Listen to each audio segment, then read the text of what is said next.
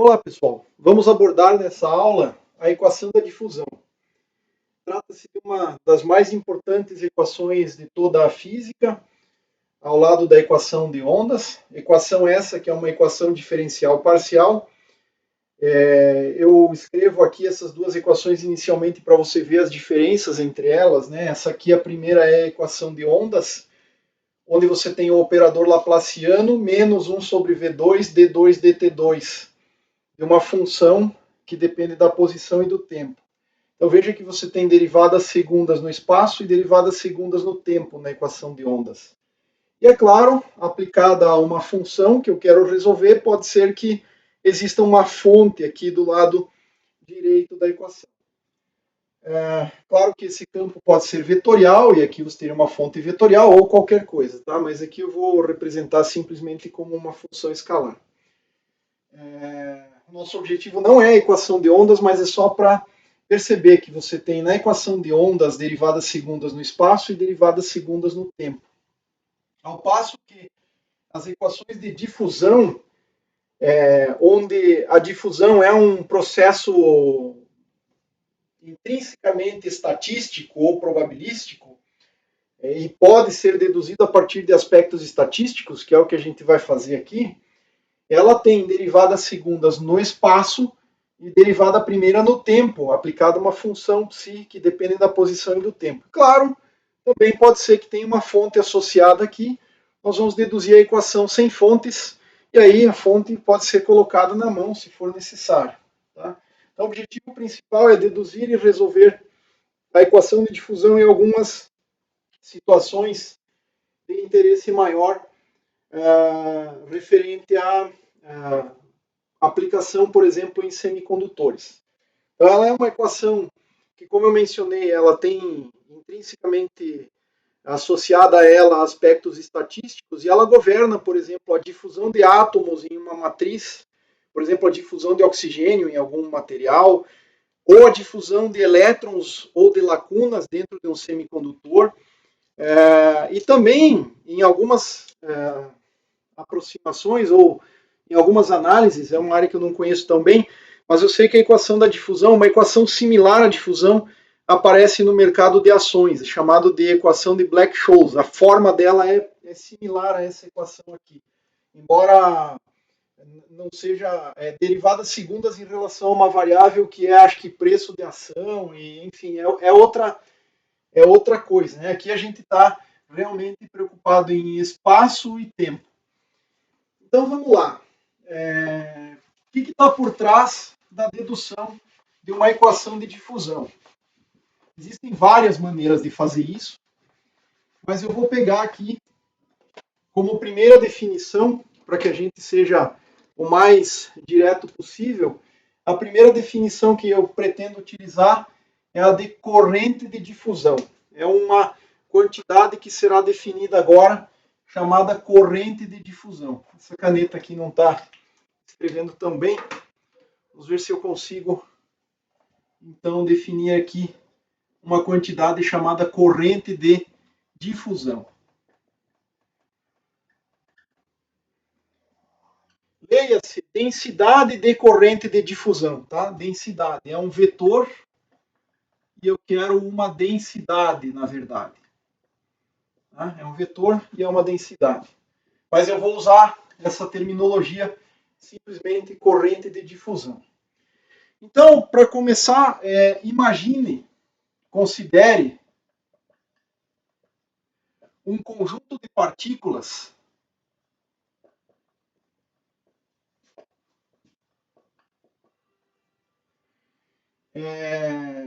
obviamente de massa m. Nem precisaria ter essa consideração para deduzir a equação inicialmente, mas vamos colocar aqui de massa m, carga Q, as características que você queira atribuir a essas partículas. Tá? Então, você tem um conjunto de partículas que se movem aleatoriamente ou randomicamente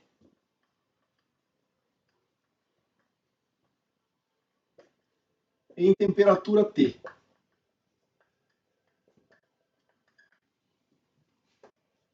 Então, eu estou pensando num processo de Boltzmann.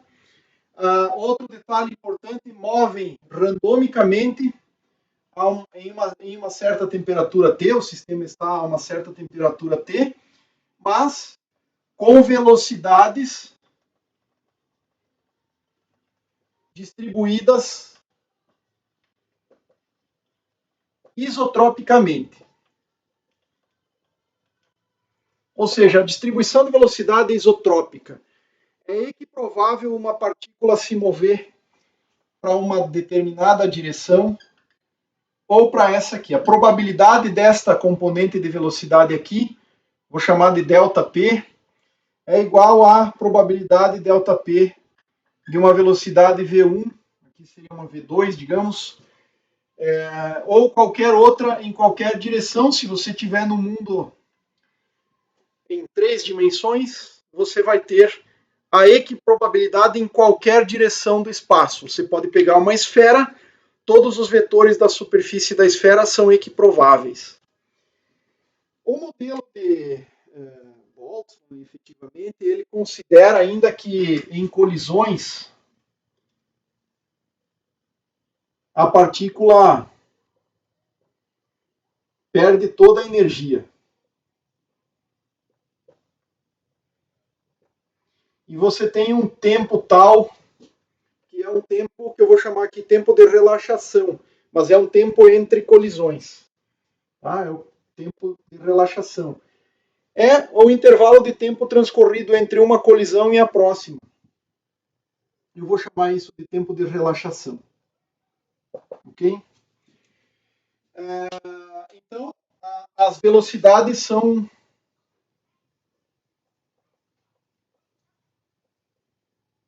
distribuídas de maneira isotrópica. Já foi dito aí, mas não custa nada ressaltar. E outro ponto é que existe uma densidade de partículas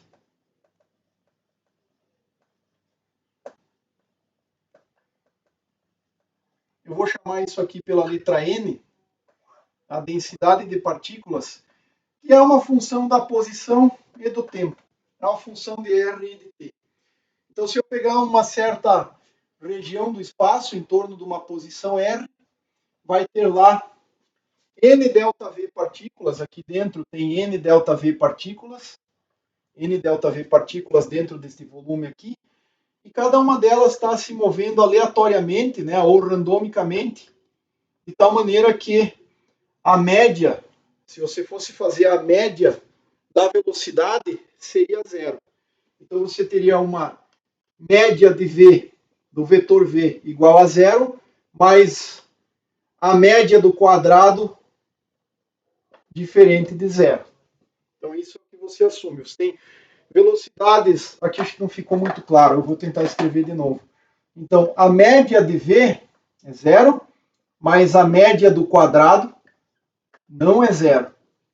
Você tem o valor médio das velocidades é zero, mas a velocidade não é zero, e quem mede esta quantidade seria a variância, né? Associada à variância, que seria o termo em V quadrado, diferente de zero. Então as partículas estão aqui dentro desse volume, né? Peguei um pequeno intervalo de volume, elas estão se movendo de forma aleatória lá dentro.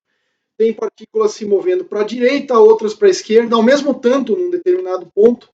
Se você pegar um ponto infinitesimal, tem partículas para a direita, outros para a esquerda, outros para cima, outros para baixo, para o lado, e assim vai. Então, para simplificar aqui, por simplicidade, nós vamos considerar um mundo unidimensional.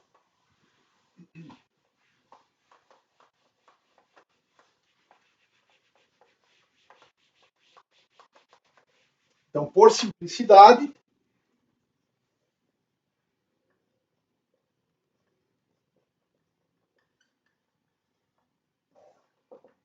uma dimensão espacial.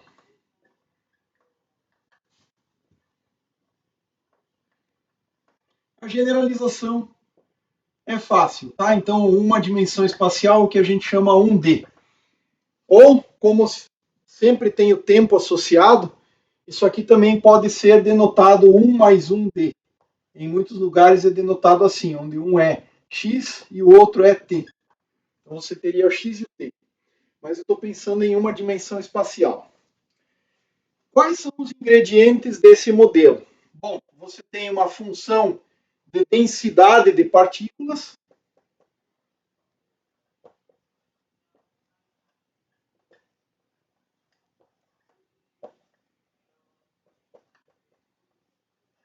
N, que depende de x e de t, certo? Essa aqui é medida em partículas por volume, né? Ou seja, no mundo tridimensional é metro a menos 3, mas só depende de x. Ou se você quiser, você poderia dizer, ó, o mundo é realmente unidimensional e é metro a menos 1, então, nesse caso. Mas o sistema internacional em 3 dimensões, essa grandeza aqui é metro a menos 3. É simplesmente, né, você pegar uma certa região do espaço, se você separar o espaço em volumes infinitesimais ΔV, você conta quantas partículas tem em torno de um determinado ponto R, a partir de uma certa origem. Você conta quantas partículas tem lá, você vai ter um ΔN em torno de R no instante de tempo t, e você divide pelo infinitésimo de volume. Então, no limite, quando isso aqui, que é o volume, tende a zero, você tem essa função densidade de partículas. É claro que você tem um sistema de partículas e o número de partículas para que você possa adotar um caráter estatístico tem que ser muito grande. Mas quando a gente fala em sólidos, em materiais, em gases mesmo, você está falando de número de Avogadro, né, por unidade de volume, ou seja, 10 na 23 partículas, quase 10 na 24 partículas por unidade de volume do material. Então, essencialmente, esse número vai te permitir criar uma função densidade aqui que descreve um mundo que é lá no âmago da matéria discreto, formado por partículas, descreve esse mundo através de um campo, né, que é um campo dependente da posição e do tempo. E qual é esse campo? No caso aqui, a função densidade de partículas, o N de x e de t. Bom, dito isso, eu posso lembrar, por exemplo, que se eu pegar um certo ponto do espaço, o nosso mundo agora é unidimensional, se eu pegar um certo ponto do espaço, aqui, digamos assim, um certo x, eu posso fazer aqui um ponto adiante, um infinitésimo ΔX sobre 2, e um ponto para trás, um ponto menos x menos ΔX sobre 2. Qual é no mundo unidimensional que a gente está tratando, qual é a isotropia nessa situação? A isotropia é dizer que x equivale a menos x, o que significa dizer que tem tantas partículas em cada ponto, né? Tem tantas partículas indo para um lado quanto para o outro. Tá? Então, para cada uma partícula que vai para um lado, tem uma partícula com a mesma velocidade indo para o outro. Tá? Então, a isotropia, nesse caso, significa que as direções do espaço são equivalentes, ou seja, existe a mesma quantidade de partículas com V que com menos V. Então, mesmo número de partículas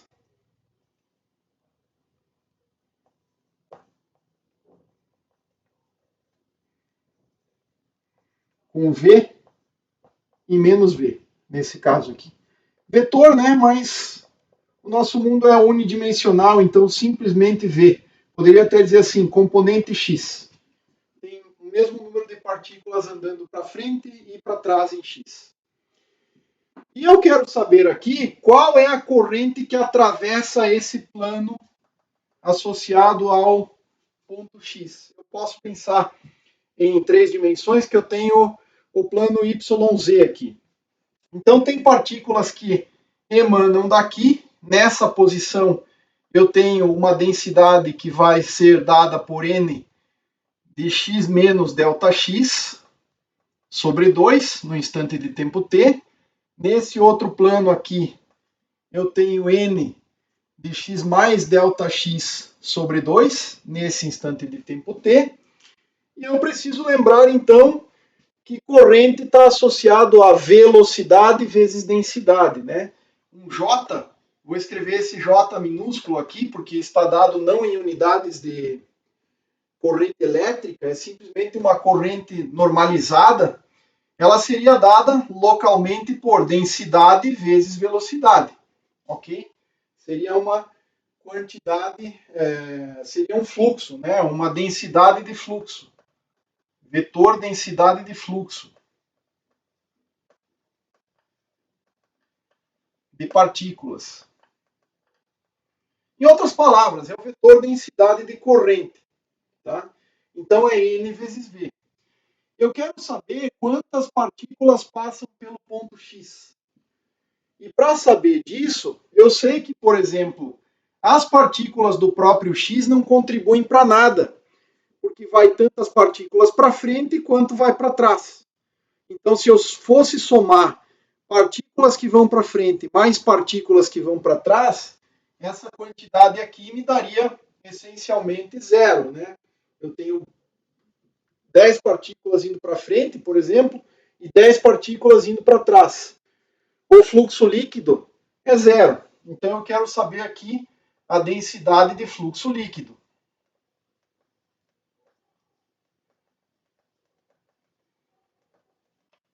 Quanto vale? Só que nesse outro ponto aqui, pode ser que tenha 3, a densidade é maior. Tem mais partículas nesse ponto, ou nesse plano, do que nesse X. E pode ser que aqui tenha menos. Tá? Então, por exemplo, nesse x menos ΔX sobre 2, digamos que tenha 3 partículas indo para frente e 3 partículas indo para trás, com a mesma velocidade. Já nesse outro ponto aqui, eu tenho uma partícula indo para frente e uma para trás com a mesma velocidade. Ainda não aconteceu colisões, então a partícula não perdeu a velocidade que ela tem. Quando ela colide, ela eventualmente é espalhada, né? Então, estou considerando que nada aconteceu em termos de scattering, não aconteceu espalhamento ainda. Então, vejam só, efetivamente, as partículas que estão em x menos ΔX sobre 2, que vão para trás, elas não afetam em nada, porque elas não vão passar pelo ponto x. Então, o que eu preciso considerar são essas que vão para lá. Mas, do ponto x mais ΔX sobre 2, são aquelas que estão indo para trás. E o fluxo que passa por x, vejam só, é a diferença dessas partículas que migram desse plano x menos ΔX sobre 2 para a direita, menos o fluxo de partículas que vem no sentido contrário, que emana de x mais ΔX sobre 2.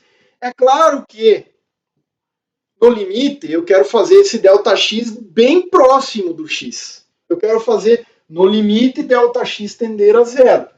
Essa é a ideia. Porque senão, é claro, se você colocar o ΔX muito grande, muito distante, aí coisas acontecem no meio do caminho. Então eu já estou entendendo que eu vou aproximar esse ponto máximo que eu conseguir do plano de interesse. Então qual é a densidade de fluxo líquido? Em que ponto? Em x. Certo?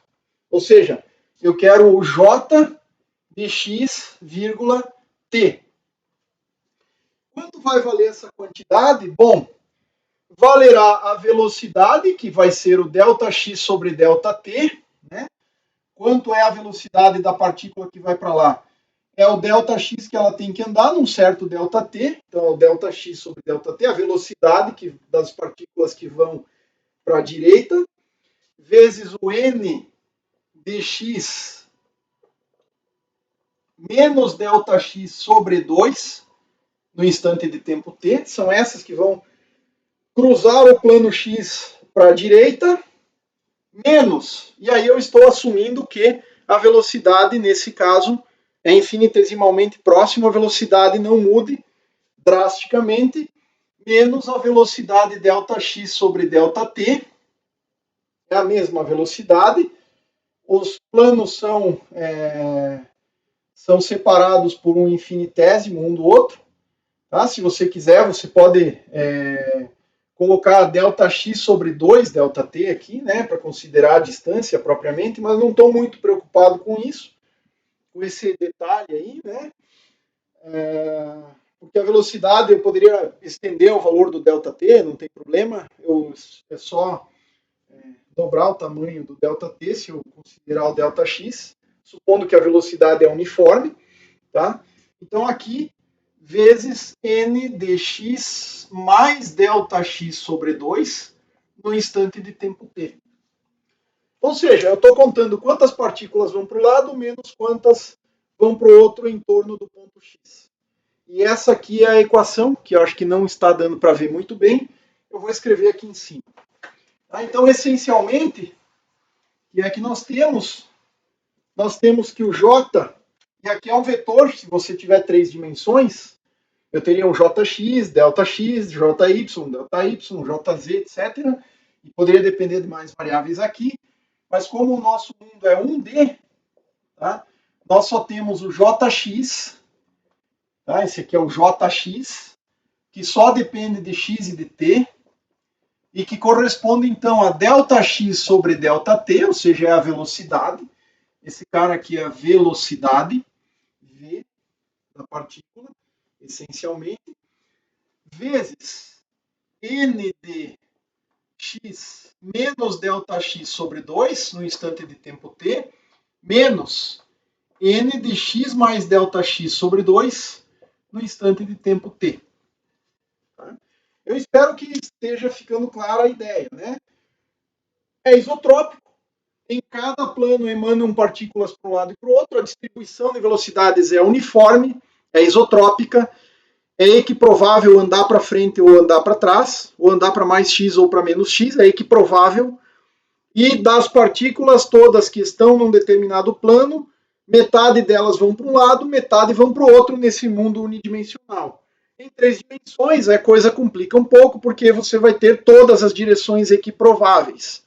Por exemplo, se fosse 2 dimensões, em torno de um determinado ponto, você teria partículas indo em todas as direções. Então, claro que isso aqui ficaria um pouco mais complicado de analisar, mas a generalização vai deixar tudo mais simples. Bom, dito isso, veja só, eu quero fazer o limite dessa distância muito pequena. Então, vejam só, eu vou dividir toda a equação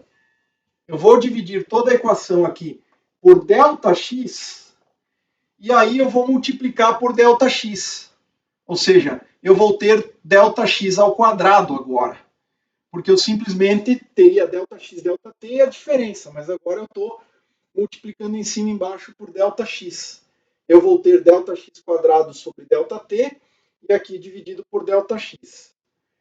Bom, então, essencialmente, veja só, essa quantidade aqui, se eu considerar essa quantidade aqui, ó, esse n de x menos ΔX sobre 2, no instante de tempo t, isso aqui é igual a n de x no instante de tempo t. Acho que essa cor não está legal. Vamos ver se eu consigo escrever melhor aqui. Então, o n de x menos ΔX sobre 2 no instante de tempo t, eu posso escrever como n de, aproximadamente, né? N de x no instante de tempo t, menos, expansão em séries de Taylor, ΔX sobre 2, que é a distância para trás daquele ponto, vezes dn dx. Eu tenho uma derivada parcial em relação a x, não em relação ao tempo.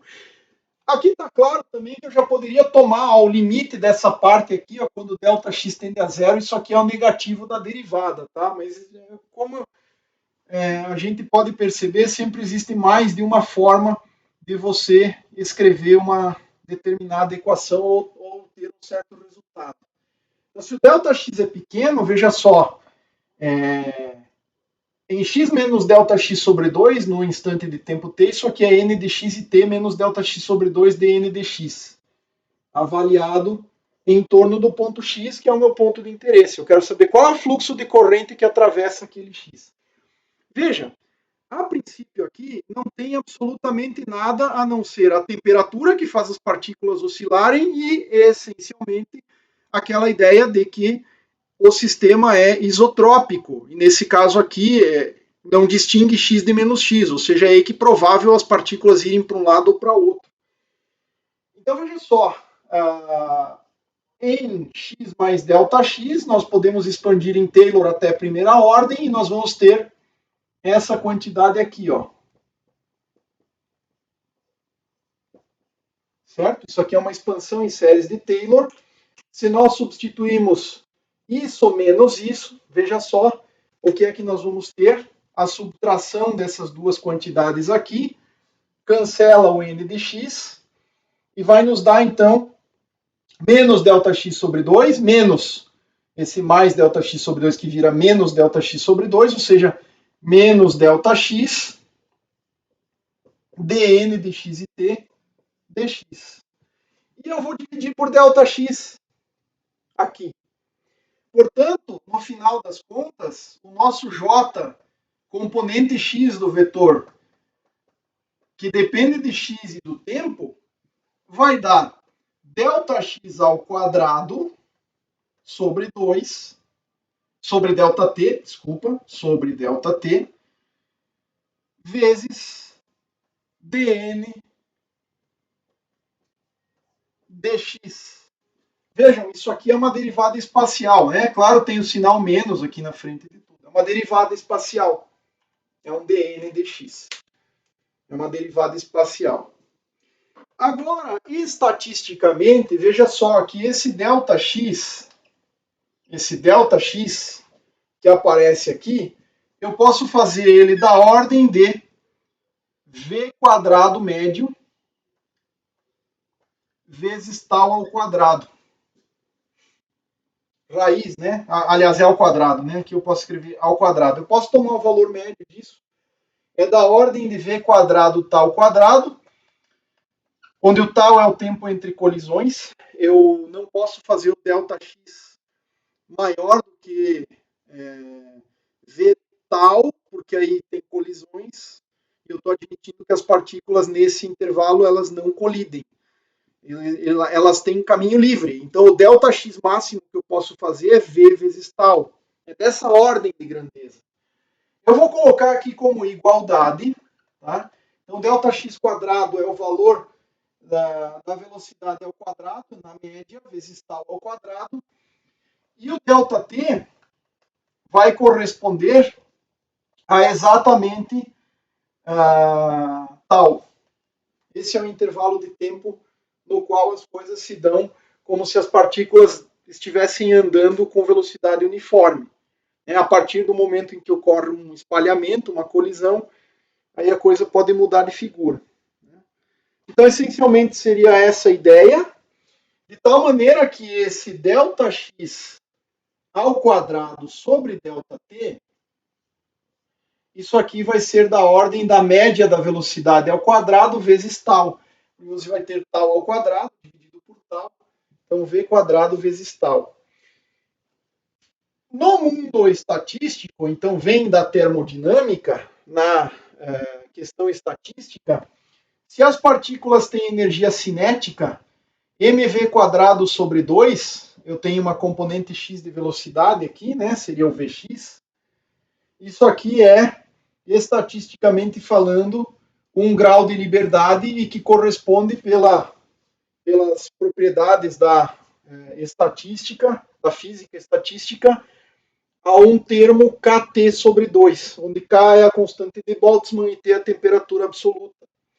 Da onde eu vou tirar aqui que Vx ao quadrado é igual a Kt sobre m, ou constante de Boltzmann vezes T dividido por massa.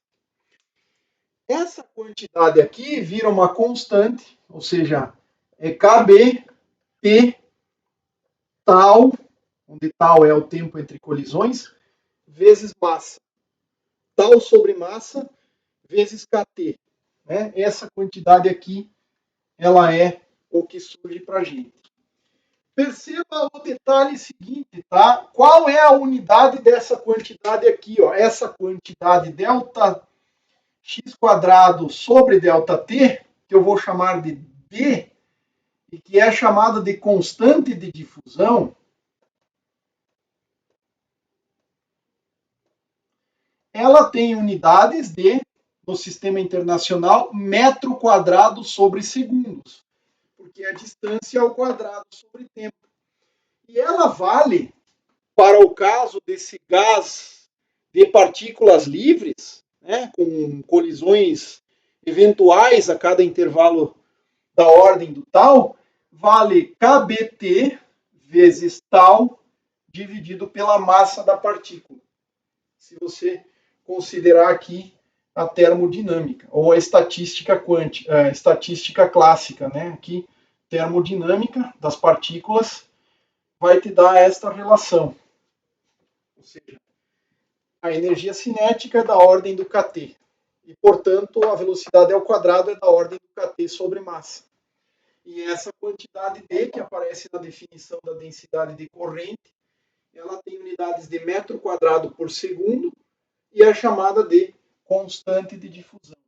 Vejam que a única coisa que a gente considerou é que as partículas estão em movimento.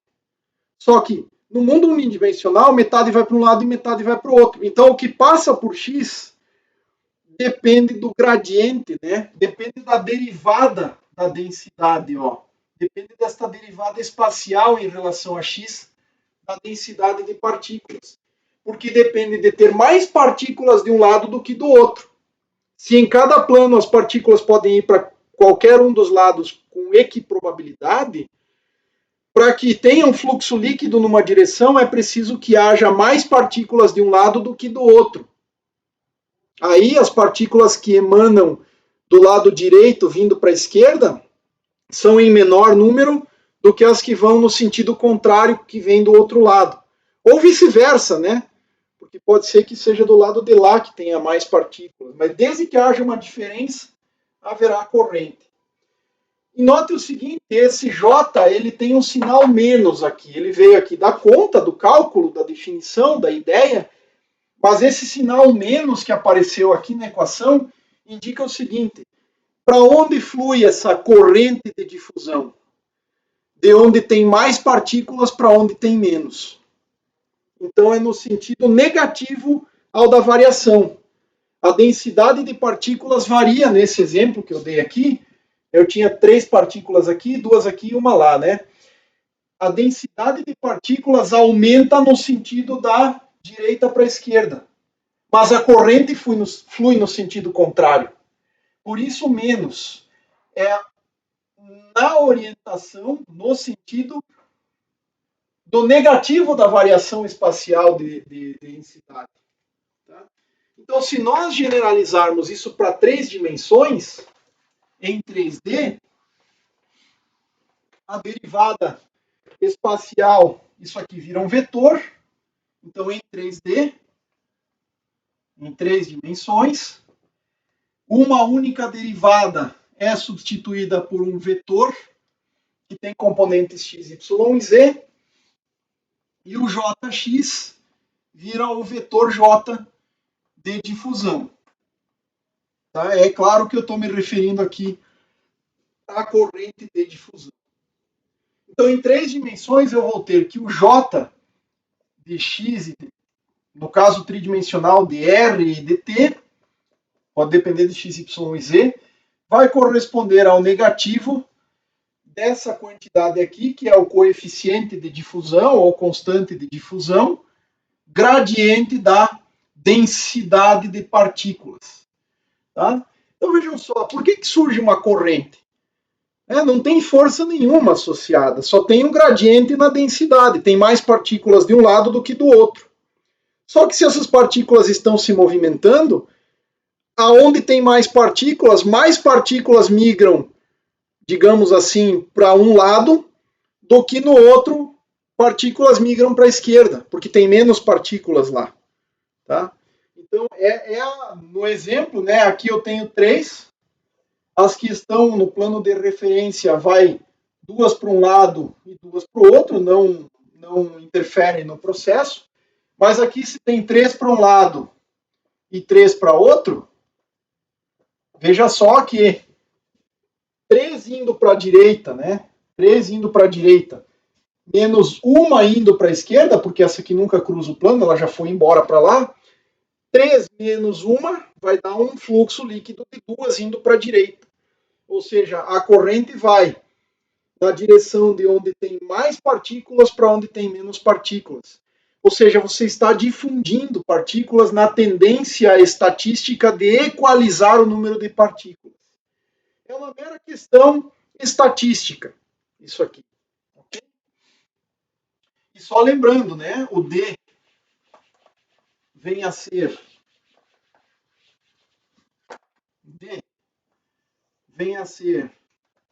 KBT vezes tal sobre M. Essa quantidade aqui é medida em metro quadrado por segundo no sistema internacional. Se eu lembrar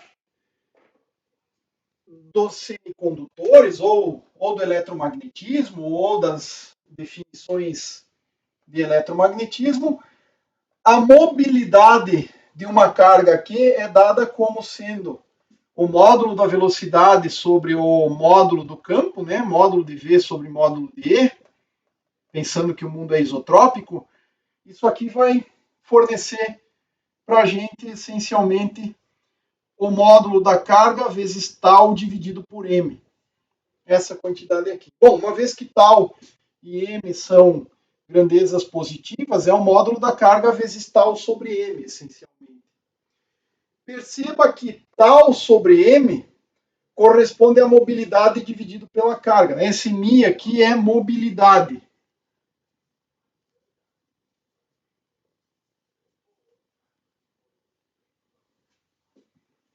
Velocidade sobre campo. É a mobilidade eletrônica. Eu posso normalizar essa quantidade pelo valor modular da carga e eu vou ter tal sobre m. Então, veja só. A mobilidade da carga dividido pelo módulo da carga corresponde a tal sobre m. E daí nós vamos tirar que o D e a mobilidade podem ser escritas em um semicondutor, né? A mobilidade dos portadores pode ser interrelacionado com a constante de difusão daquele portador naquele material, e que é simplesmente, então, KBT sobre o módulo de Q. Se eu trocar isso aqui por mobilidade sobre módulo da carga, e aí eu divido toda a equação pela mobilidade dos portadores. Esta relação bem aqui, ó, que é uma relação meramente estatística, é conhecida como relação de Einstein.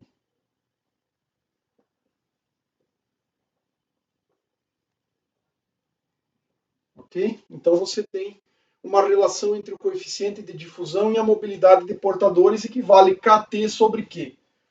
Você simplesmente troca tal sobre m por um fator mobilidade sobre carga. Aí você vai ter D igual a Kt μ sobre Q. Você pode dividir tudo pelo μ e vai ficar com essa relação. A relação entre a constante de difusão e a mobilidade das cargas depende da temperatura e da carga das partículas. Essencialmente, uma vez que o K e o módulo da carga são constantes universais, dependerá da temperatura linearmente. Né? Isso no mundo idealizado, é claro, onde você tem essas dependências mais simplificadas aqui para o coeficiente de difusão das partículas. Então, isso aqui é a chamada densidade de corrente de difusão, depende de um fator D aqui. Então, esse cara é a densidade de corrente de difusão.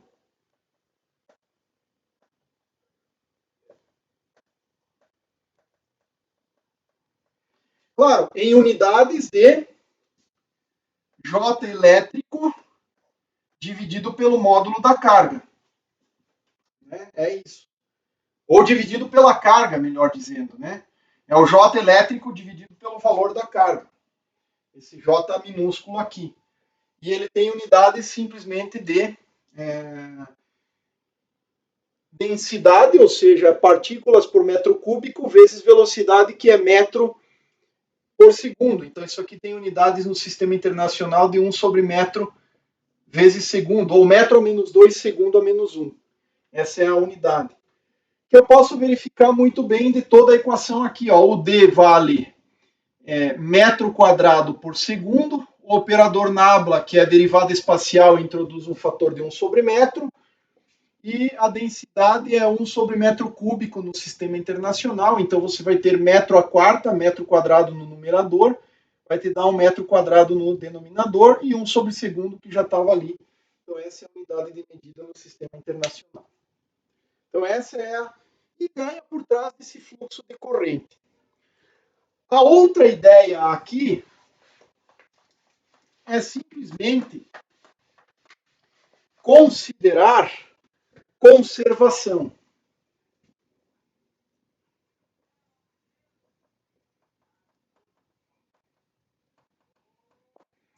Então, eu não vou deduzir aqui a equação de continuidade, mas se você considera que as partículas do seu sistema se conservam, então você tem a equação de continuidade.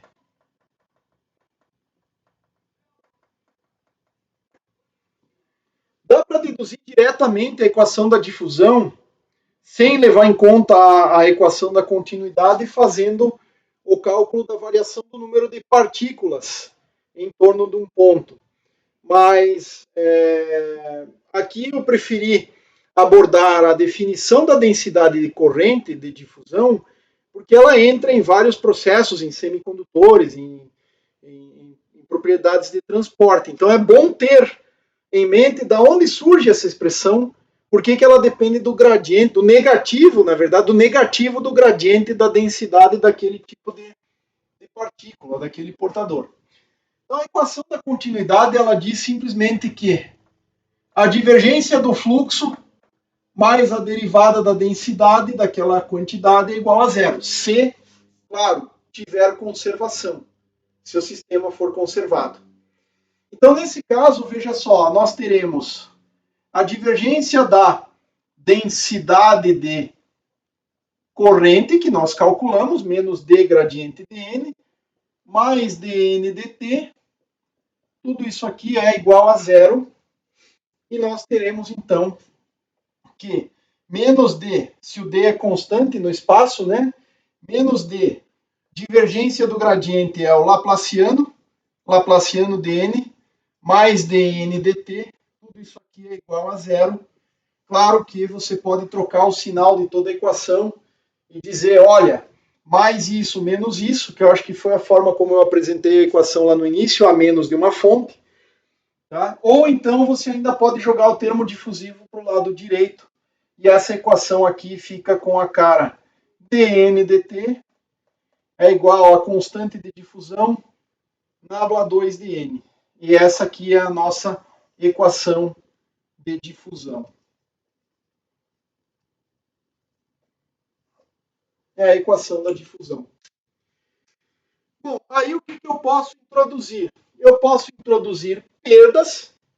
Aí a equação da continuidade não se satisfaz mais. Eu posso acrescentar um termo fenomenológico aqui.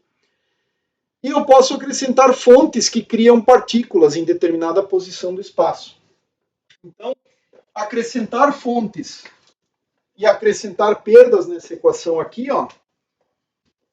Acrescentar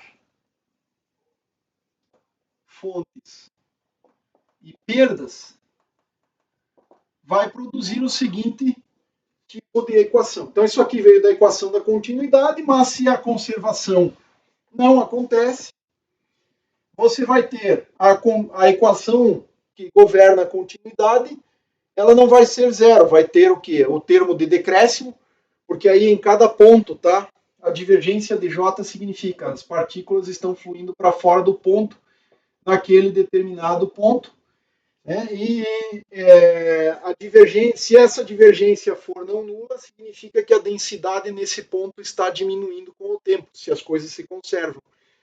Mas é claro que além da divergência produzir perdas nesse ponto, pode ser que você tenha decréscimo, porque a densidade está caindo, porque vai corrente embora, vai corrente para fora, ou pode ser que tenha partículas se recombinando. E aí eu coloco o termo colisional aqui, mais N sobre tal. E pode ser que ainda eu tenha uma fonte externa no sistema. Então eu acrescento esses fatores todos na equação. De tal maneira que a equação difusiva completa se torna assim, ó, dN dt, uma derivada parcial, é igual o termo difusivo menos o termo de perdas, ou seja, esse termo aqui faz sumir partículas do sistema. Você pode perguntar como é que vai sumir partícula. Se você tiver um semicondutor com buracos e elétrons e você injeta elétrons no material, eles podem recombinar. Se você está contando os elétrons estão sendo perdidos. Se você está contando as lacunas, elas também estão sendo perdidas.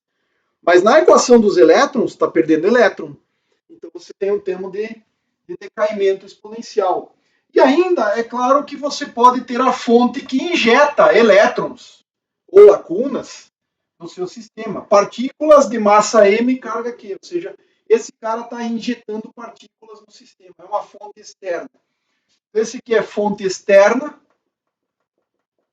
Tipicamente, né, esse aqui envolve perdas, dissipação.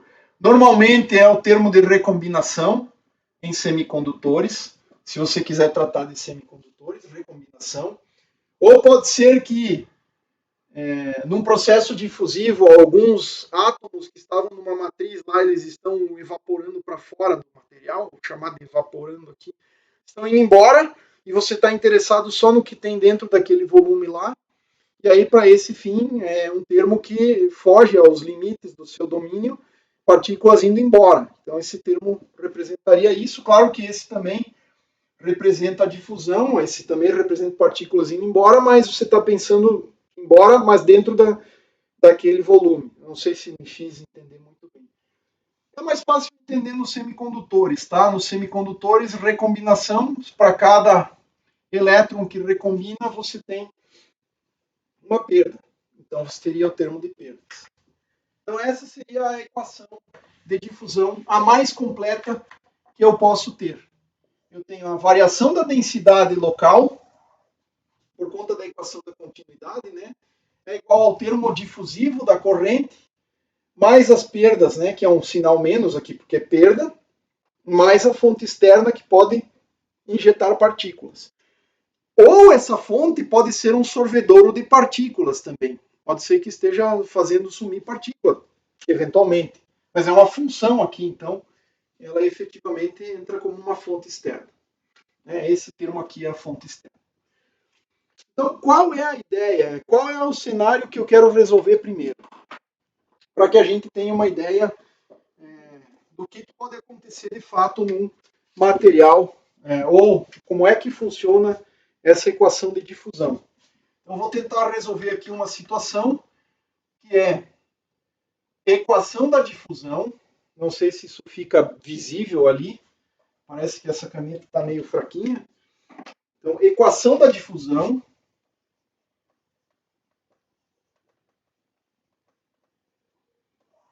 E aqui, sem perdas e fontes externas em 1D. Essa que eu vou resolver primeiro. O que é que nós vamos ter como equação? dN dt, essa função aqui depende de x e de t, é igual ao fator d, que é a constante de difusão, derivada segunda de n em relação ao x. Né? Porque é o laplaciano da função. Em uma dimensão, o laplaciano vira somente a derivada segunda em x. Então, essa equação aqui que eu quero efetivamente resolver. Como é que nós podemos resolver essa equação de forma bem direta? Eu vou definir a condição inicial aqui com n de x e de zero, ou seja, n em x igual a zero, em x, para todo x em t igual a zero, é a condição inicial, igual a uma delta de Dirac. Ou seja, imagine a situação em que no espaço todas as partículas estão centradas num determinado ponto. Você tem aqui uma delta. Então, esse aqui é o n de x em t igual a zero, é uma delta de x. Eu poderia dizer que isso aqui é um n0 delta de x. Né? Poderia dizer isso. Ó.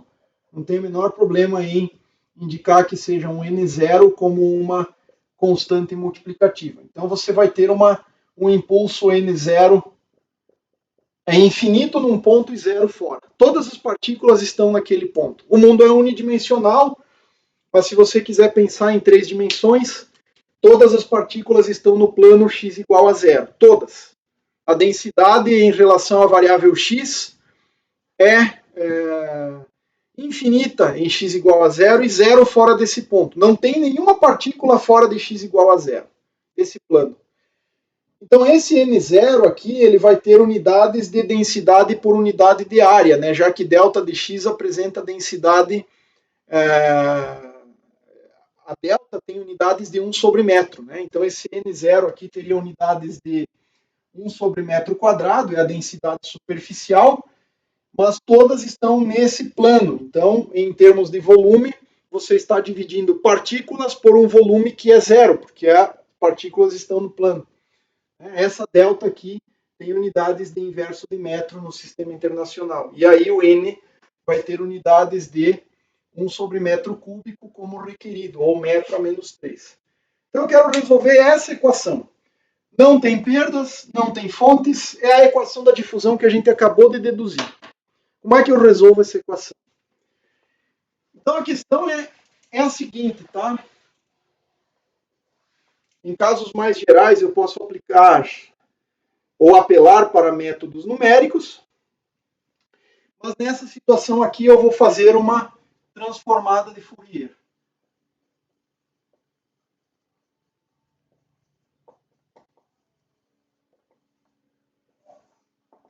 E ela vai ser definida assim, ó. N de x e de t é igual a 1 dividido por 2π, integral de menos infinito até mais infinito, n til de x e t, de k e t, ou seja, depende de um número kx aqui, se você tiver mais dimensões, você pode transformar x, y e z para kx, ky e kz, mas como eu só tenho uma variável espacial aqui, eu vou dizer n de k. Eu não estou transformando em Fourier o tempo, eu estou transformando o espaço em Fourier. Então, é n de k, e elevado a ik vezes x, integrado sobre todo k. Seria kx, se você tivesse x, uma outra exponencial para e na ky, dky, e na ikz, dkz, se você tivesse 3 dimensões, aí você vai ter um vetor de k, ou seja, kx, ky e kz. Seria uma transformada de Fourier em mais dimensões. E é claro que eu posso, então, fazer a transformada inversa. N tilde k e dt, eu estou transformando só a posição e não o tempo. É a integral de menos infinito a mais infinito, n de x e t, e elevado a menos ikx dx. Então, esse aqui é o par de transformadas de Fourier que nós vamos aplicar nesse sistema. Tá? Eu vou fazer a transformada de Fourier em relação à variável x. Só lembrando, tá? Derivada primeira em x, aí depende de qual é o sinal que você vai usar aqui, tá? Mas se você usar o sinal mais, aí aqui é menos. Se você usar menos, aí aqui é mais. E a derivada primeira em x implica no domínio transformado um fator ik com a minha convenção ou um fator menos ik com a convenção sinal trocado lá. Tá? Ao passo que a derivada segunda em x implicará esse fator ao quadrado, ou seja, menos k quadrado. Estou derivando em x. Outro detalhe importante é que eu quero resolver essa equação no espaço de transformada de Fourier, né? Então, essencialmente, eu preciso do n-til de k no instante de tempo t igual a zero, porque eu conheço a condição inicial no espaço x. Eu quero conhecer a condição no espaço dual, no espaço de vetores k. E aí eu simplesmente substituo isso aqui e faço a transformada de Fourier. Só que a delta de Dirac, quando integrada com a variável x, vai fazer o quê? X igual a zero nessa exponencial, que é 1, e vai dar simplesmente uma constante n0. Então, a transformada de Fourier desta condição inicial é simplesmente a constante n0. Acabou. Isso é a transformada de Fourier em relação à variável x. Então, se eu aplicar a transformada de Fourier em x em toda a equação, aplicando a transformada de Fourier aqui, veja só, fazendo a transformada, nós vamos ter o quê?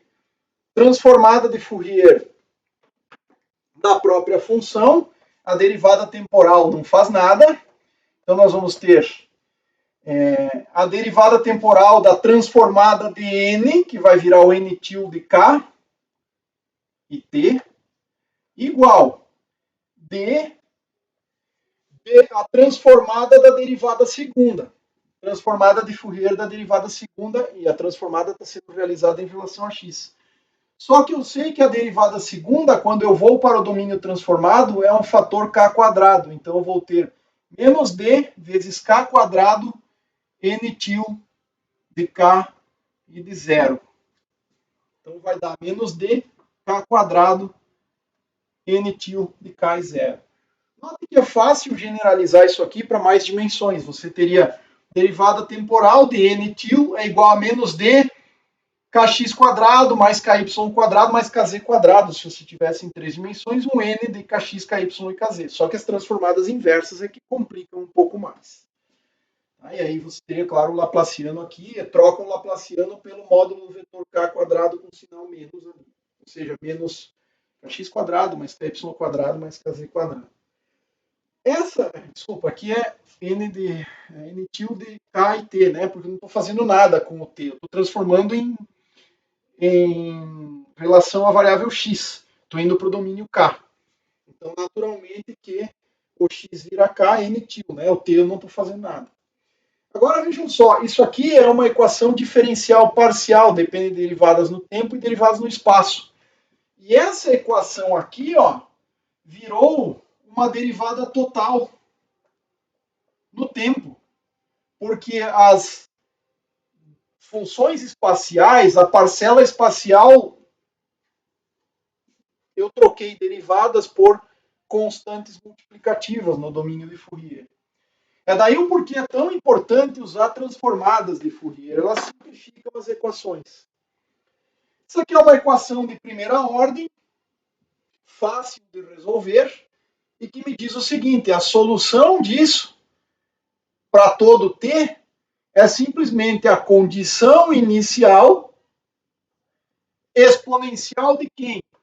Da constante que multiplica a variável, a função, né? A função que eu quero resolver, vezes t. Então, olha só, menos d k quadrado t.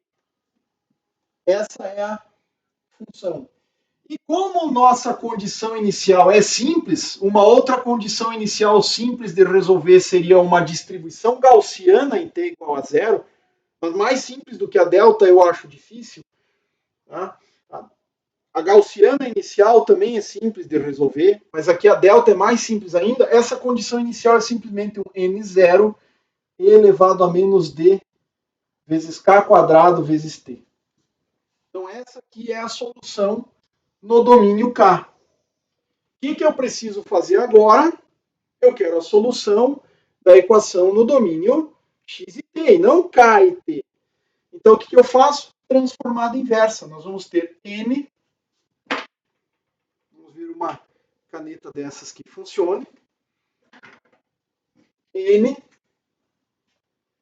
de x e de t vai ser dada simplesmente por 1 dividido por 2π, integral de menos infinito a mais infinito, seja transformada inversa disso aqui, N0 é uma constante, já posso jogar fora da integral, N0, exponencial de menos d k quadrado t, exponencial de ikx dk. Essa é a solução do nosso problema. E aí você vai pensar, mas isso aqui é relativamente complicado de integrar, provavelmente. E a resposta é que isso se trata de uma integral de gaussiana. A integral de uma gaussiana do tipo e elevado a menos ax quadrado mais bx, integrado sobre uma variável x, aqui é k, né? Eu estou escrevendo em x. De menos infinito a mais infinito, é simplesmente dado pela raiz quadrada de π sobre a vezes a exponencial de b quadrado, é a constante que multiplica o termo sozinho aqui, dividido por 4 vezes a. Esta é a resposta. Nós temos exatamente isso, só que o nosso a é dk quadrado, tem que ter o sinal menos aqui, senão não converge. Tá? Então desculpa, é d vezes t, é o que multiplica o k quadrado, a variável de integração é k, e a variável é x, para comparar, né? Quem é o a? É d vezes t, quem é o b? É i vezes x. Então, usando a integral de gaussiana, nós vamos ter que n de x e t valerá n0 dividido por 2π vezes raiz quadrada de π sobre o a, que é d vezes t, Claro que eu posso, olha só, jogar esse fator 2π para dentro da integral. Então, porque eu tenho raiz de π aqui em cima. Então eu posso simplesmente, jogando ele para dentro da integral, fica 4, π quadrado cancela 1 aqui. Nós vamos ter n0 raiz quadrada de 1 dividido por 4 vezes π vezes o a, que é d vezes t. Então 1 sobre 4π dt exponencial de b quadrado, eu preciso lembrar que eu tenho um fator imaginário aqui, ao quadrado é negativo, então menos x quadrado, dividido por 4 vezes a é d vezes t. Então 4 vezes d vezes t. Em t igual a zero, perceba que essa função ela vai dar um impulso, uma delta de Dirac, tem que ser, né? E isso aqui automaticamente nos dá uma definição de deltas em função de gaussianas. Ó, a delta de Dirac é o quê? É 1 sobre 4π d vezes a delta de x, né? É 1 sobre 4π dt, raiz quadrada, e na menos x quadrado sobre 4 dt, essa constante que aparece aqui, no limite quando dt tende para zero. No limite quando o próprio t tende para zero, mas eu posso fazer d vezes t igual a zero no limite. Isso te dá uma delta de Dirac.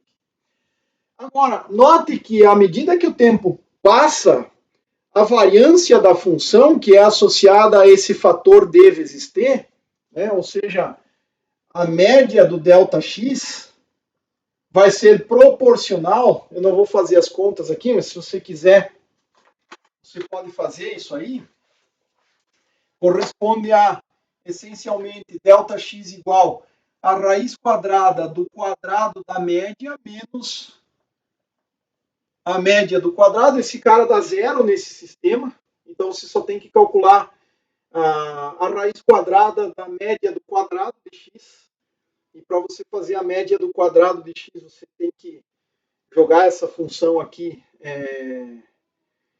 tem que integrar um fator x quadrado aqui, né? Teria que integrar um fator x quadrado dx com essa distribuição. Tá? Mas isso aqui é proporcional à constante de difusão vezes t raiz quadrada disso, né? É a raiz quadrada disso. Porque a variância é o termo que aparece aqui. É proporcional a esse termo que está embaixo aqui, ó, ou seja, no denominador da definição de gaussiana. E aqui fica nítido o porquê que isso é, ou representa, a equação que a gente tirou aí, representa difusão.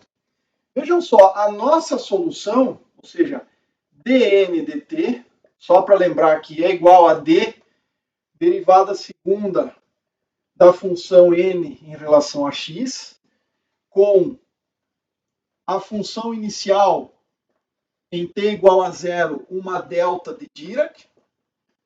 Só que resolvemos essa equação e descobrimos que n de x e t é simplesmente aquela n0 que eu posso colocar aqui, dividido por vezes a raiz quadrada de 1 dividido por 4π vezes dt, a exponencial de menos x quadrado sobre 4 vezes d vezes t. Ou seja, esse processo produz uma função gaussiana para t diferente de zero, que significa que se todas as partículas do seu sistema estavam colocadas no plano x igual a zero em t igual a zero, ou seja, aqui é x e aqui eu vou plotar n de x e t. Em t igual a zero, eu tenho uma delta de Dirac aqui. Ou seja, todas as partículas estão centradas em x igual a zero, estão colocadas aqui dando uma densidade infinita, né? Ou seja, eu teria um n0 delta de x em t igual a zero. Mas à medida que o tempo passa, veja, essa função vai se tornando mais suave, ela é uma gaussiana de fato, cuja largura é da ordem do dt. Então, passa um certo intervalo de tempo dt1, ou t1, você vai ter aqui uma gaussiana bastante alta ainda, mas já começa a ficar gaussiana, ou seja, essas partículas que estavam em x igual a zero, elas se espalharam e difundiram para x maior que zero, tanto para um lado quanto para outro, porque o processo ele é estatisticamente equiprovável da partícula andar para um lado ou andar para o outro. Então, tem tantas partículas indo para um lado quantas indo para o outro. Essas áreas dos dois lados aqui são iguais. Tá? Então, isso aqui seria em um T1, essa curva aí, cuja largura, esta largura dessa gaussiana aqui é da ordem de d vezes T1 raiz quadrada, né? Seria essa quantidade aqui, seria da ordem de raiz de d vezes T1. Se passar mais tempo, né, digamos que passe mais tempo, o que vai acontecer? A gaussiana fica mais larga, mas ela ainda teria magnitude igual a 1, só que esse fator aqui é responsável por suavizar a amplitude. Então, a amplitude vai caindo porque as partículas são conservadas e a amplitude vai caindo, né? Então, você vai ter uma gaussiana, que é o ponto de máximo em zero. A minha gaussiana ficou uma verdadeira porcaria aqui, mas a nova largura aqui, num tempo maior, é proporcional à raiz quadrada de d vezes t2. E quanto mais tempo passa, mais essas partículas que estavam todas nesse plano se difundem pelo material, se você pensar assim, tanto para um lado quanto para outro. Digamos que você tivesse injetado uma densidade infinita nesse plano, de algum jeito, com a mão, você jogou lá uma fonte, colocou um monte de partículas ali. E o problema é termodinâmico. O problema é que as partículas elas se movimentam para um lado ou para outro, elas têm uma constante de difusão, e o que vai acontecer é que essas partículas, elas, por conta da equiprobabilidade de andar para um lado ou para outro com a mesma magnitude de probabilidade, com a mesma densidade de probabilidade, o que acontece é que, à medida que o tempo passa, elas vão andando para o lado, né? Elas vão se difundindo pelo material. Tá? Note o seguinte, quanto maior é a constante de difusão, mais rápido esse processo acontece. Tá? Mais rapidamente você vai suavizar a delta, né? Que seria a densidade de todas as partículas tendendo a infinito em t igual a zero. Mas à medida que o tempo passa, isso se suaviza. Então você vai tendo gaussianas em t igual a zero, esse limite dessa função é uma delta, mas à medida que o tempo passa, isso vai virando uma gaussiana. A amplitude é da ordem de 1 sobre dt, raiz quadrada disso. E a largura é proporcional ao dt. Então, T muito pequeno, isso aqui tem uma amplitude grande, T pequeno, amplitude grande, o tempo aumenta, a amplitude cai, mas a gaussiana alarga. Naturalmente que se você integrar esta função n de x e t sobre todo dx, se você integrar isso aqui sobre todo dx independente do tempo, acho que não está dando para ver essa equação aqui. Vou escrever ela novamente. Se você integrar de menos infinito a mais infinito n de x e t dx para qualquer tempo, o resultado disso aqui vai ser n0. Nesse caso, né, que é a constante que a gente colocou aqui. Porque em t igual a 0, se eu integrar a delta, dá 1, sobra a constante n0. Mas como o processo, lembra, na nossa equação não tem nenhum termo dissipativo, se você integrar essa gaussiana, você vai ter exatamente n0. A prova é fácil, né? Porque se você olhar aqui, você vai ter a integral, ou seja, se você integrar aqui, você vai ter a integral de menos infinito a mais infinito de n0, raiz quadrada de 1 sobre 4π vezes dt, exponencial de menos x quadrado sobre 4 dt. Então, integrado sobre dx. Então, essa integral é a integral, tudo isso aqui é constante para fins dessa integração, o n0 e essa raiz quadrada são constantes. Tudo que eu preciso integrar é a integral de uma gaussiana com a diferente de 0 e b igual a 0. E isso aqui vai dar, então, as constantes que já estão aí, ou seja, n0, raiz quadrada de 1 sobre 4π vezes dt, vezes raiz quadrada de π sobre o a. Mas quem é o a agora? É 1 sobre 4 dt. Então, 1 sobre 4 dt vai inverter a equação e esse número é igual ao que está aqui. Isso cancela tudo e vai sobrar n0. Ou seja, o processo é não dissipativo nesse caso e está tudo certo. O processo apenas produziu a difusão. As partículas começaram a migrar da maior densidade para a menor densidade. Para os dois lados, nesse caso. Porque eu tenho que lembrar que é equiprovável ir para um lado ou ir para outro. Esse foi o nosso pressuposto inicial na hora de deduzir essa equação. Bom, então isso para a difusão, variando no tempo e no espaço, é a solução dessa equação. Claro que aí você pode colocar outras distribuições iniciais, né? Se você quiser outras distribuições iniciais para n de x e 0 arbitrário, basta você calcular o n de k e 0, ou seja, a transformada de Fourier disso aqui, que é simplesmente não tem 1 sobre 2π, não. É a integral de menos infinito a mais infinito. É uma integral, portanto, da distribuição inicial, e elevado a menos ikx dx. Então, você acha qual é a distribuição. E, uma vez que eu sei qual é a transformada de Fourier, e eu sei qual é a solução no domínio transformado, melhor dizendo, eu sei que n til de k e t, de k, t, é essa função transformada inicial e elevado a menos dtk quadrado, basta eu transformar em Fourier, ou seja, achar a transformada inversa dessa distribuição e você terá a solução no caso geral. Ou seja, a transformada inversa é uma integral com um fator de 1 sobre 2π na frente, de menos infinito a mais infinito, n til de k e 0, ou seja, é só você transformar a distribuição inicial e jogar aqui nessa equação, que é a da transformada inversa. Ou seja, integra-se sobre dk. Essa é a função que você vai ter.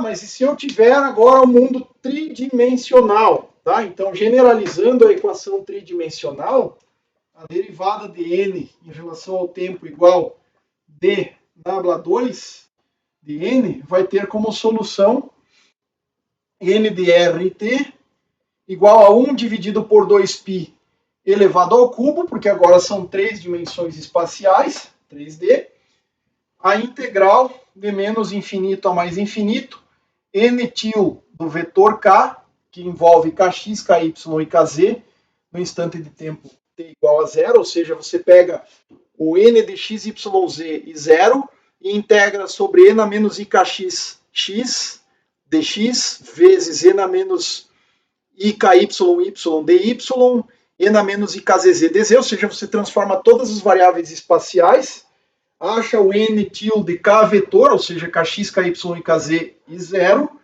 e aí faz a transformada inversa, só que aí você vai ter quem? A exponencial de menos dt, e aqui você vai ter kx quadrado mais ky ao quadrado mais kz quadrado, ou seja, todas as dimensões espaciais, e vezes a exponencial de i kxx mais ky mais kz vezes z, integrado sobre, claro, todo kx, todo ky e todo kz, integrado sobre todas as variáveis. Então essa seria a generalização tridimensional. Não sei se está muito clara essa equação aqui no quadro, tá? Realmente estou em dúvida aqui com a questão da iluminação. Mas a ideia é a generalização, simplesmente você agrega as transformadas que são necessárias aí. Bom, por fim, para a gente fechar esse assunto, eu gostaria de colocar os aspectos aqui, acrescentar os aspectos associados a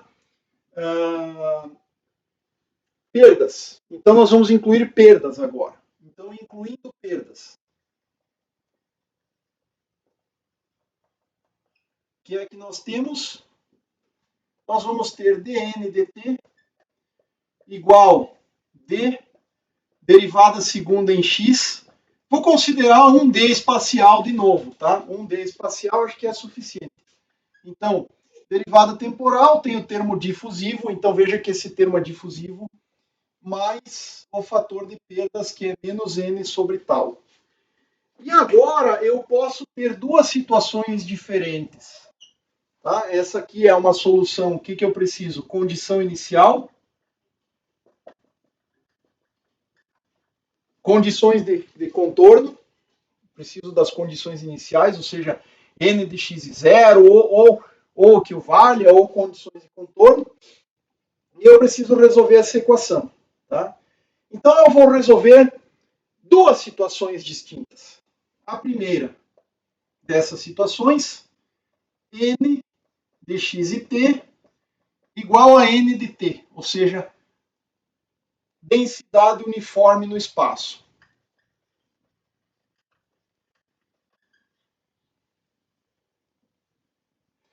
E mais, né? N de t tendendo a infinito igual a n0, uma certa densidade constante quando t tende para infinito. Então, nessa circunstância, tá, as derivadas espaciais não importam e que nós temos é dn dt igual a menos n sobre tal. Seria isso. Então, eu posso definir uma variável ΔN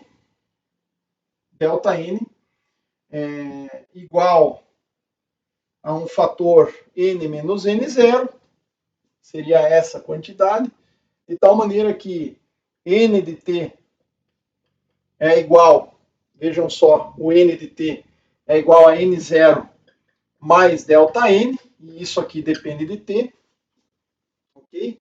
Então eu estou considerando que quando t tender para infinito, essa parte aqui vai para zero, ou seja, o ΔN vai para zero. Tá? ΔN vai para zero em t tendendo a infinito. Ao passo que em t igual a zero, você tem uma certa diferença, né? Uma certa diferença n menos n0. Você tem, para t tendendo a infinito, uma constante. Mas em t igual a zero, você tem um outro n lá, uma quantidade n, qualquer que não é igual à condição de equilíbrio. Esse processo aqui, ele mensura o tempo de relaxação.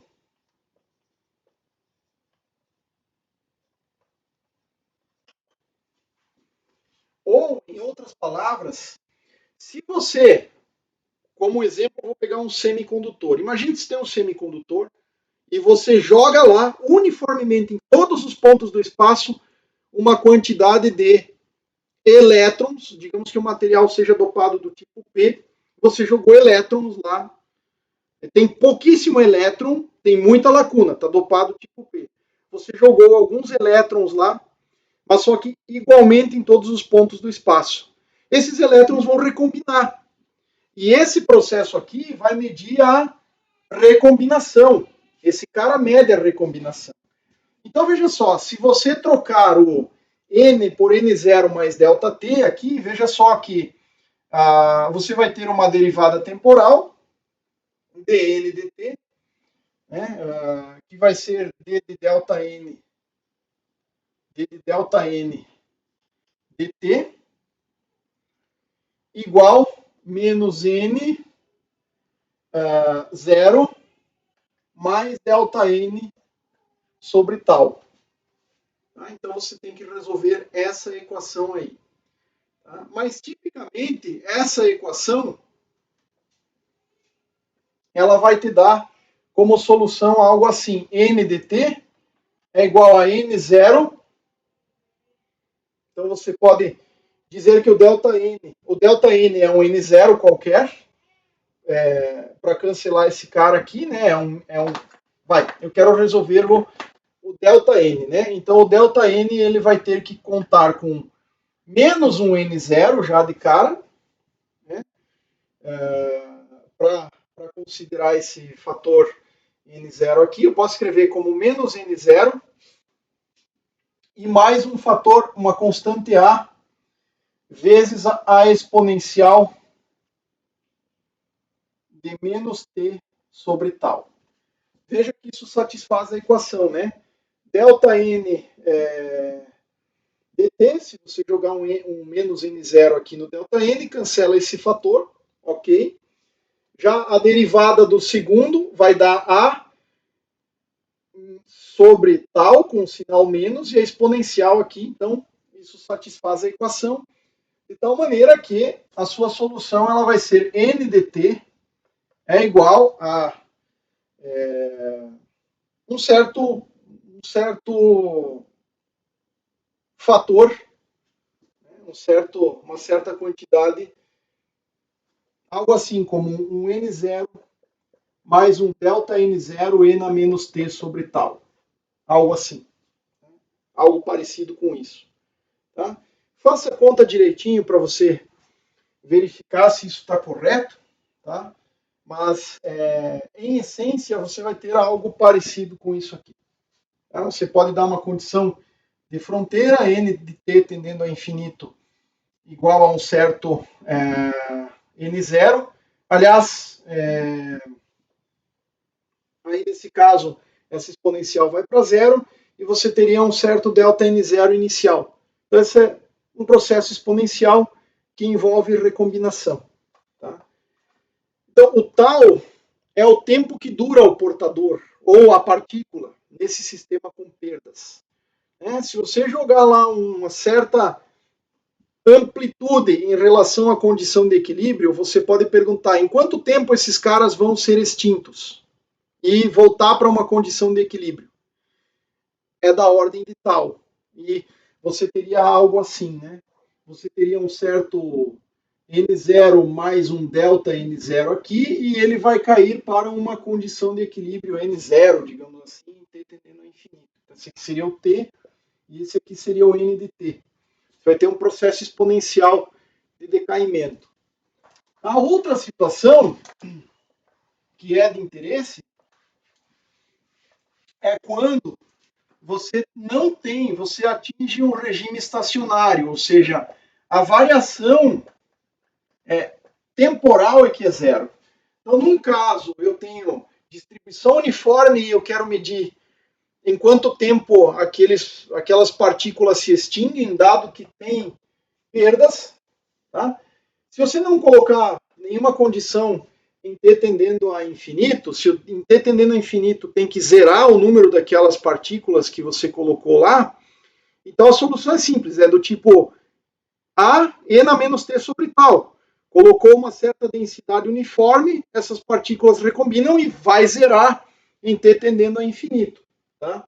Mas a outra situação é dizer, olha, o que eu quero é a situação estacionária. Eu quero que a densidade não mude com o tempo. Então, o que você pode dizer é que você tem um N inicial de x e de t igual a zero, em x igual a zero também, né? Porque não depende mais de x, né? Eu posso dizer que n de x e t é simplesmente uma função n de x, não depende mais do tempo, porque para a derivada temporal ser zero, isso aqui tem que ser uma constante no tempo. Então você vai ter um n de x, e aí você precisa de uma condição do tipo n de zero igual a um n zero, digamos. Tá? Então você tem uma condição inicial em uma condição de contorno em x. É claro que você pode ter uma outra condição em um outro x, mas aqui se eu quiser só essa condição que em n de zero eu tenha n zero e em n de x tendendo a infinito a função vá para zero, ou seja, que a difusão desse portador ou dessa partícula no meio ela aconteça de tal maneira que em condição de equilíbrio você está sempre, de alguma maneira, injetando partículas, porque elas estão sendo perdidas, elas estão sendo absorvidas pelo meio, elas estão recombinando com alguma coisa, então você tem perdas, mas na condição de equilíbrio, o difunde e perde, na condição de equilíbrio essas duas coisas se equilibram, e você vai ter então que a derivada segunda em x vai corresponder a menos a mais n d vezes tal, né? Seria isso, essa quantidade igual a essa.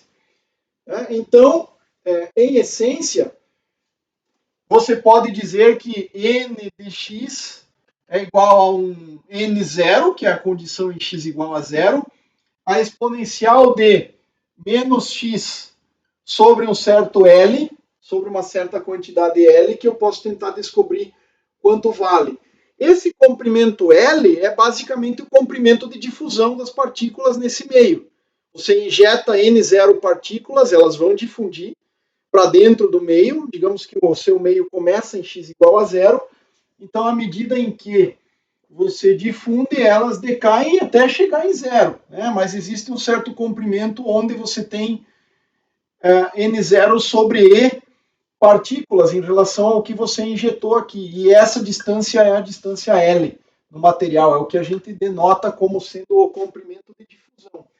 Então, se você jogar essa solução nessa equação aqui, essa solução proposta aqui, a derivada primeira vai te dar um fator menos 1 sobre L, a derivada segunda dá outro fator menos 1 sobre L, repete-se a função, e você vai ter que 1 sobre L quadrado é igual a 1 sobre D vezes T, D vezes tal, desculpa. Tá? Então, essencialmente, o comprimento de difusão está associado a constante de difusão vezes o tempo de relaxação. Tá? É um compromisso entre difundir e vai recombinando nesse meio.